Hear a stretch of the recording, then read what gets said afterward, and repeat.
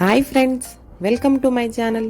ఇవాల్టి వీడియోలో ఎగ్ లాలీపాప్స్ని చాలా ఈజీగా ఇంట్లో ఉండే ఇంగ్రీడియంట్స్తోనే ఎంతో సింపుల్గా అయిపోయే ఈ ఎగ్ లాలీపాప్స్ని ఈవినింగ్ స్నాక్స్లో 5 నిమిషాల్లో చాలా సింపుల్గా ఎలా చేసుకోవాలో చూపించబోతున్నాను. మీరు కనుక మన ఛానల్ని ఫస్ట్ టైం చూస్తున్నట్లయితే సబ్స్క్రైబ్ చేసుకోండి ఫ్రెండ్స్. 3 ఎగ్స్ని ఉడికించుకొని తీసుకోవాలి. ఉడికించుకున్న 3 గుడ్లని ఇలా సన్నగా తురుముకోవాలి.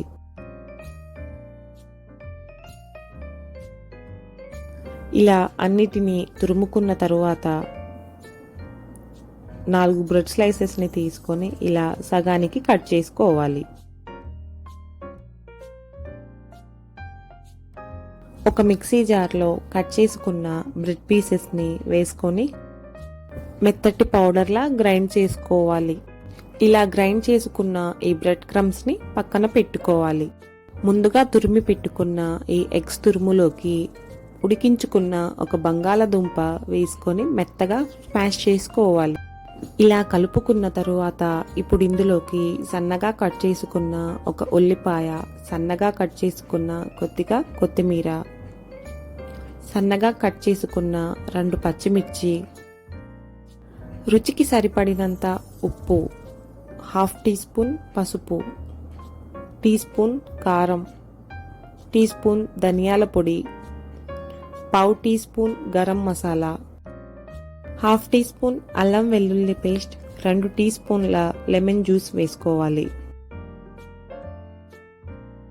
1 టేబుల్ స్పూన్ మైదా పిండి, 1 టేబుల్ స్పూన్ కార్న్ఫ్లోర్ వేసుకొని ముందుగా గ్రైండ్ చేసి పెట్టుకున్న బ్రెడ్ క్రమ్స్లో నుంచి సగం వేసుకొని పిండినంతా ఇలా కలుపుకోవాలి.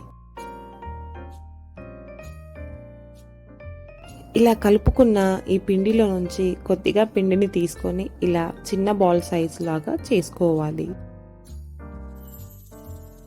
అన్నిటినీ ఇలా చేసుకున్న తరువాత ఒక చిన్న బౌల్లోకి 1 టీ స్పూన్ మైదా పిండిని వేసుకొని కొద్దిగా నీళ్ళని పోసుకొని ఇలా కలుపుకోవాలి.